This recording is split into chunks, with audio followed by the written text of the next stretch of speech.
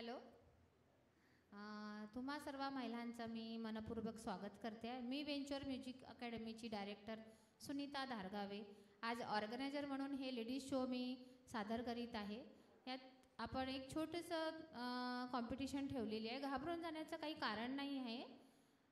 सर्व म्हणजे व्यवस्थितच तयारी करून घेतलेली आहे मी, आणि मी सांगितलं पण आहे की तयारी करताना आणि घाबरायचंही नाही. बिनधास्त सकाळी मस्त मनसोक्त उठायचं आणि इकडे तयारी होऊन यायचं. तसंच माझ्या सर्व लेडीज तयारी होऊन आलेल्या आहेत. पुन्हा एकदा मी तुमचं सगळ्यांचं स्वागत करीत आहे. महेंद्र सर यांचं पण स्वागत करीत आहे, आणि सोबतच आपल्याला लाभलेले हे संगीत विशारद संजय धात्रक सर यांचंसुद्धा स्वागत करीत आहे. समीर भाई यांचं पण मी मनपूर्वक स्वागत करीत आहे. आणि सर्व जे आपल्यासोबत आलेले आहे, आपले पालकगण नाही म्हणू शकत, पण आपल्यासोबत आलेले तुमची फॅमिली, त्यांचं पण मनपूर्वक स्वागत आहे. प्रोग्रामला आपल्या पाहुण्यांचं जे स्वागत गीतांनी आपण कधी पण सादर करतोय, पण आज आपण सर वेगळ्या पद्धतीनं तुमचं स्वागत करणार आहे. स्पेशली आज आम्ही मी नवीन काहीतरी वेगळ्या पद्धतीनं स्वागत करणार आहे. आणि हे स्वागताचा कार्यक्रम जे मी दिला आहे ज्यांना, वैशाली नगरारे मॅडमला आणि सर्व जगातील सर्व मातांना, आणि आमच्या या स्टुडिओला आज लाभलेल्या माता ज्या आहेत त्यांचंसुद्धा स्वागत करायला मी बोलवत आहे, आमंत्रित करत आहे वैशाली नगरारे मॅडम.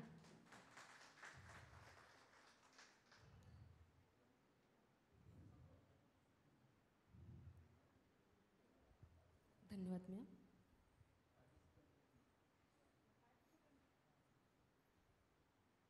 नमस्कार.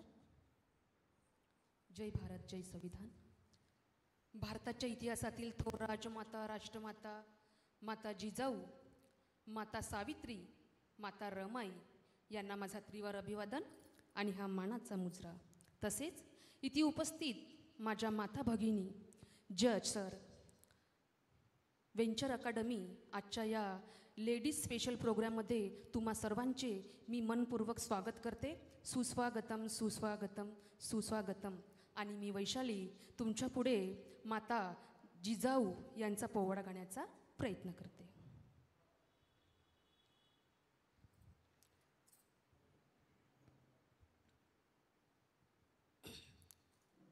आधी नमन राजमातेला,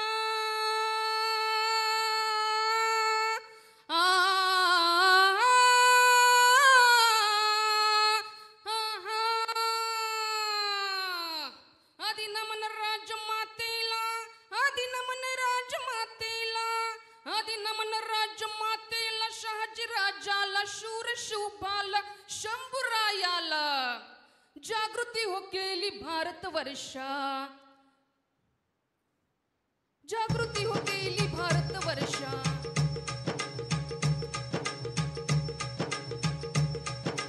जागृती हो केली भारतवर्षा. शौर्य सडसडले रोम रोमात, मुजरा तुम्हा करी तो मानाचा जिरहा जी जी. मुजरा तुम्हा करी तो मानाचा जिरहा जी जी जी जी जी.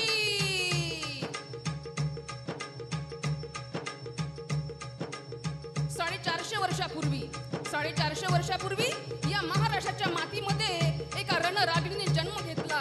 तिने जंगलातल्या आखराड असलेल्या सिंहाच्या पायातला काटा काढण्याचे ध्येय केले, आणि त्या भोसले घराण्यांच्या कुलवधू बनल्या, आणि त्यांनी तेजस्वी तपस्वी अशा शिवरायांना जन्म दिला. म्हणूनच म्हणते